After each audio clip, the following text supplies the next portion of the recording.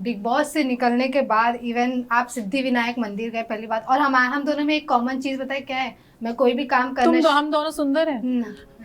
Thank you, complement है। मस्त, अच्छी लग रही है। Even thank you so much. Even जब मैं कुछ काम करने जाती हूँ उससे पहले मैं जय श्री राम बोलती हूँ अरे मन में। ब्यूटीफुल। और आप अभी मैं जब भी देख रहे हो, आप कोई भी इंटरव्यू ले रहे हो, जय श्री राम बोल रहे हो। इतने ऐसा बोल सकते कि इतनी आप में पॉजिटिविटी है, आप इतने स्पिरिचुअल हो जो आप फाइनल तक पहुंचे, ऐसा कह सकते हैं। ऐसा कहोगे नहीं तो तुम गलत बिग बॉस देख कर आए हो। इवन कहो ऐसा, जो लोग बुरा कह रहे हैं उन्हें भी कहो। और आज पूरा दिन मेरे साथ रहने के बाद भी अगर तुमने नहीं कहा है तो मैं तुम्हारा इंटरव्यू लूंगी अपने चैनल पे। तो मैं रोस्ट करूंगी। राम जी की बहुत कृपा है यार। अब पॉजिटिव लड़की तो मैं हूँ, वरना मैं सारे कंटेस्टेंट्स को पॉजिटिव कैसे करती। तुमने उसको कैसे भी लिया गेम प्लान, पर गेम प्लान क्या था? पॉजिटिविटी। यस। गेम प्लान क्या था कि कोई लड़की वो लाइफ जी सकती है जो कोई लड़का नहीं जी पाएगा। यस। वो लाइफ जी रही है जो कोई नेता, पॉलिटिशियन, कोई एक्टर नहीं सोच रहा होगा। बहुत पैसे वाला भी जो होगा वो भी नहीं कह रहा होगा कि मैं बकलावा खाने दुबई चला जाऊंगा अगर खाना है तो यही तो किया ना। तो ये बुरा था क्या? नहीं, बिल्कुल तुमने नहीं। बुरा कहा, जिन लोगों ने कहा उन सबको समझाओ। नहीं समझा पाओ तो आओ मेरे चैनल पे। इवन आपकी लाइफस्टाइल को लेकर काफी ट्रोलिंग आपकी हुई। लोग घर ढूंढने गए, लोगों का ये कहना था, मतलब कुछ लोग आपके फैंस तो जो जिन्हें चाहिए था कि आप ट्रॉफी जीते, लेकिन कुछ लोग का ये कहना था कि झूठ की बुनियाद पे कोई लाइव शो कैसे जीत सकता था। सही बात जब ये आप सुने तब आपका क्या कुछ रिएक्शन था, तब आप फैंस को क्या कुछ ये कहना तो वो चाहिए? शायद अभी भी कह रहे होंगे कि झूठ की बुनियाद पे कोई कैसे जीतता, नहीं कह रहे? अच्छा सॉरी, ये सब ऐसे नहीं बोलना होता क्या? पता नहीं यार, सबने ही झूठ बोले ना शो में तो ऐसा कैसे बोल सकते हो, है ना। पर एक बात मैं आपको वैसे ही बता रही हूँ कि मेरे पे राम जी की इतनी कृपा है, आखिरी सांस तक मुझे झूठ बोलने की जरूरत नहीं पड़ेगी। बाकी तुम ढूंढती रहो घर, मैं कौन सा तुम्हें दिखाने के लिए घर में रहती थी। 9 महीने पहले क्रिएटर बनी हुई यार, घर 10 साल पहले लिफ्ट लगवा ली थी। आप 2025 में अभी है मैडम, 2015 में मेरे यहाँ लिफ्ट लग गई थी। तो बाल ही ठीक कराता रहता है, खराब भी होंगे तो क्या होगा, इंटरव्यू तो होगा ना। अरे रहने दो यार, imperfections make you beautiful. Let the frame be done. जी sorry, what did I miss? पर लाइव शो कौन कैसे जीत सकता है? अच्छा हाँ, तो मैंने आपको बोला कि मुझे आखिरी सांस तक झूठ बोलने की जरूरत इन चीजों पे नहीं रहेगी। लोगों को झूठा वूठा लगा होगा, जो भी लगा होगा, आप लोग सोचते रहिए यार। मैंने बोला आपके लिए 2025 में घर में लिफ्ट बड़ी चीज है, हम 2015 में लगवा चुके थे। ईश्वर की अटूट असीम कृपा है। 10 साल में मुझे कभी नहीं लगा कि घर की लिफ्ट दिखा के मुझे वायरल होना है। तो अब इतना बड़ा स्टार बनने के बाद अगर मुझे घर की लिफ्ट दिखा के वायरल होना पड़े तो आप ये समझिए कि मेरी मेंटल स्थिति क्या है। 30 साल की लड़की अगर दिखा रही है हाँ मेरे घर में लिफ्ट है, तो क्या मेरे लिफ्ट के वीडियो को अब दिखाने से आप वो सब डिलीट कर दोगे जो आपने मेरे बारे में कहा? जब आप मुझे इतना बुरा कह ही चुके हो तो अब उस लिफ्ट को दिखा के अगर आप सब मुझे वादा करो कि 1 लाख, 2 लाख, 4 लाख लोग जिनने ट्वीट किया मेरे खिलाफ या जिनने मेरे परिवार को ट्रोल किया, लिफ्ट तो मैं आपको आज अपनी माँ की कसम खा के खिला रही हूँ कि अपनी छोड़ो, अपनी मौसी के घर की भी वीडियो बना दूंगी। मौसी के घर में भी लगी है, मामा के घर में भी लगी है, और तुम जितने कहोगे उतने घर में लिफ्ट दिखा दूंगी। मतलब वो छोड़ो, मामा के भतीजे शायद उनके भी लगी है लिफ्ट, ठीक है, नहीं मामी की बहन के यहाँ भी लगी है, सॉरी। तो आप लिफ्ट विफ्ट की चिंता ना करें, वो तो मैं जितनी चाहोगी दिखा दूंगी। पर आप मुझे ये वादा करें कि लिफ्ट दिखाने के बाद आप सब लोगों ने मेरी जितनी बेइज्जती की है उतना ही अच्छा लिखेंगे। इवन सॉरी का वीडियो बनाएंगे। नहीं करेगा ना कोई भी। तो जब आप मेरे लिए सॉरी लिख नहीं रहे, मेरे लिए अच्छा लिख नहीं रहे, तो मैं लिफ्ट किसको दिखाऊं? तो मैं ये सब चीप टैक्टिक्स वाली लड़की नहीं हूँ। मैंने बोला था जिसको मानना है बातों से माने, जिसको नहीं मानना वो बोलता रहे, क्या फर्क पड़ेगा? लिफ्ट के तार थोड़ी काट दोगे आगे।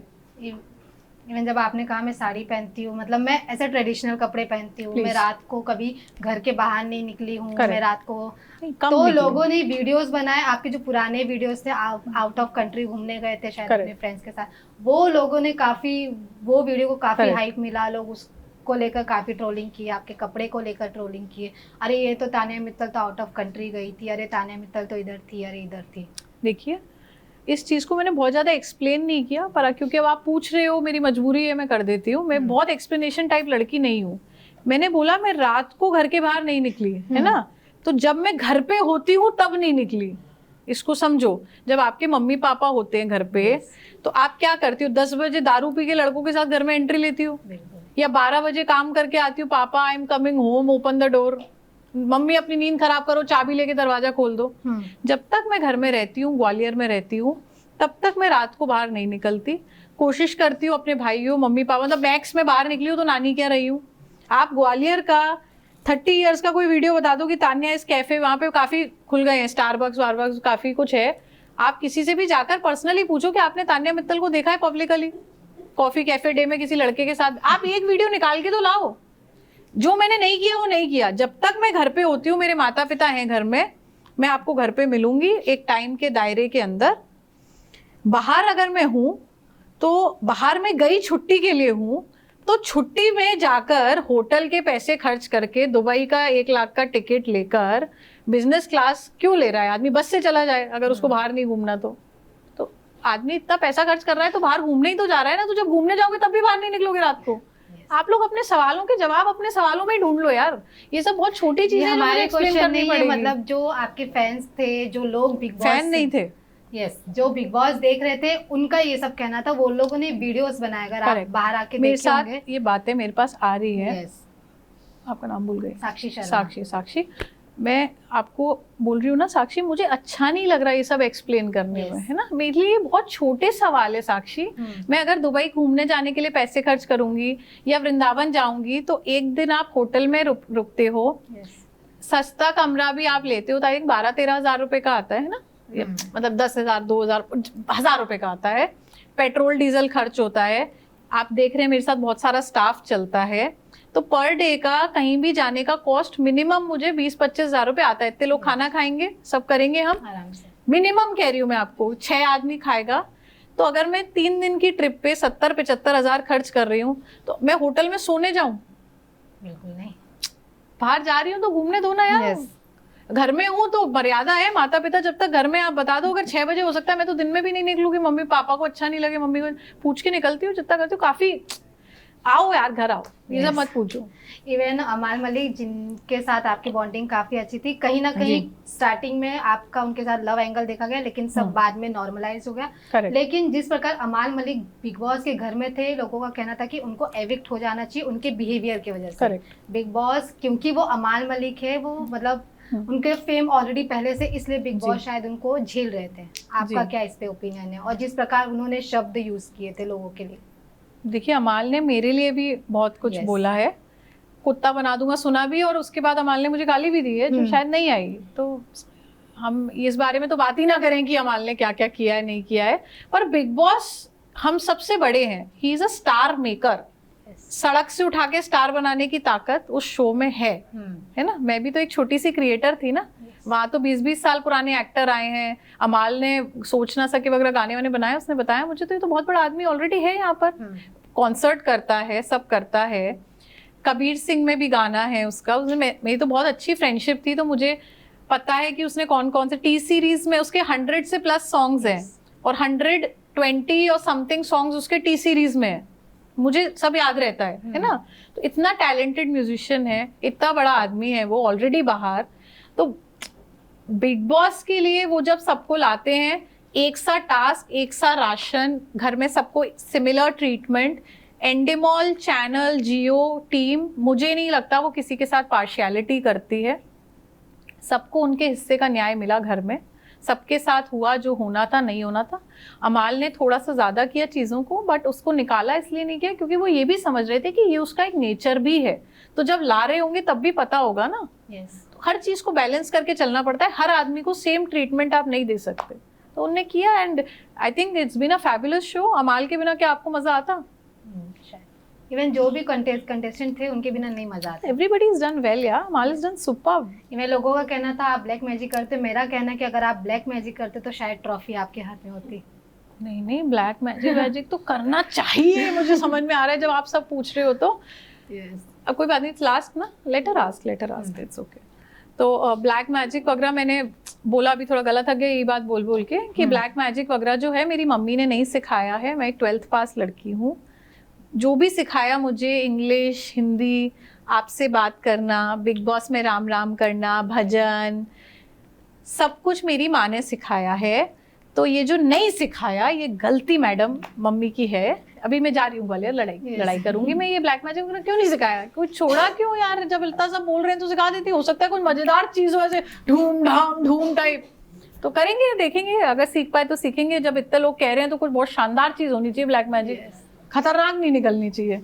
इवन आपके कमेंट सेक्शन में एक लाइन ज्यादा वायरल हो रहा है, जीके क्या करेगा, जीके ट्रॉफी लेकर जाएगा, जीके ट्रॉफी लेकर चला गया। मेरे कमेंट सेक्शन से निकल के मालती भी आई थी। मैंने काफी इग्नोर किया ऐसी चीजों को।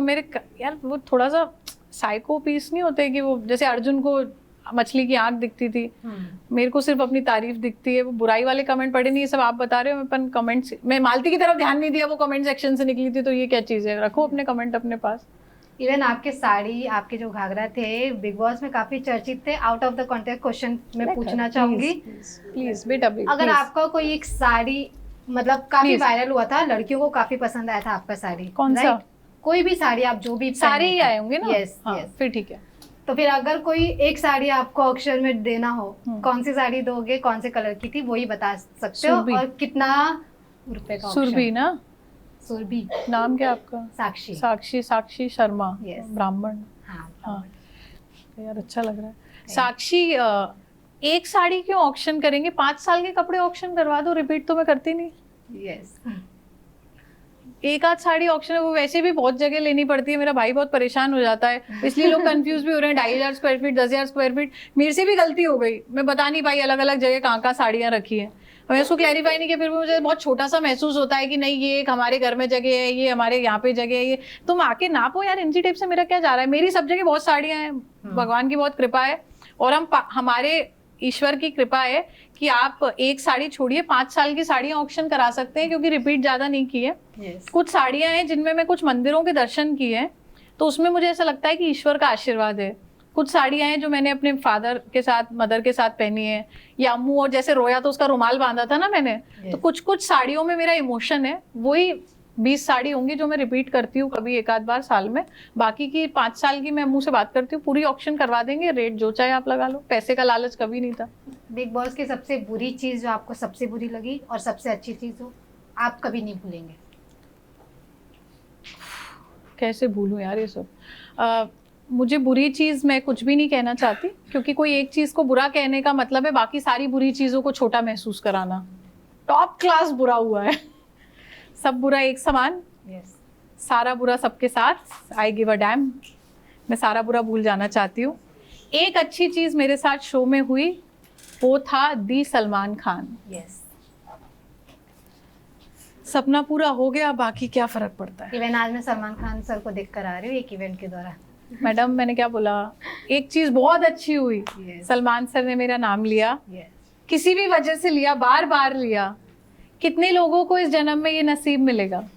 बिल्कुल तो वो याद रहेगा, ताउम्र पूरी जिंदगी याद रहेगा। लास्टली अपने फैंस को क्या कुछ मैसेज देना चाहेंगे जो अब बोल रहे तानिया मित्तल डिजर्विंग थी, तानिया मित्तल के हाथ में भले ट्रॉफी नहीं आई लेकिन उन्होंने लोगों का दिल जीता, बिग बॉस को बनाए रखा? देखिए, मेरे जो भी फैंस हैं जिन्हें लग रहा है मैं डिजर्विंग थी और नहीं जीत पाई, मैंने आज उन्हें सिद्धिविनायक का वीडियो डाल के पूछा भी क्या मैं हार गई। मैं पढ़ रही हूँ कमेंट्स, हम सब बात कर रहे हैं, थोड़ा मन में उनके है जो भी, मैं उनसे बात करती रहूंगी। मैं उन्हें यही समझाने की कोशिश करूंगी कि जीवन में हर जंग जीतने के लिए नहीं लड़ी जाती, कई बार जंग में होना भी आपकी जीत है, तो इसको आप दिल पे ना लीजिए। हम नहीं जीते तो क्या हुआ, कोई और जंग लिखी होगी जो हमें ही जीतनी है।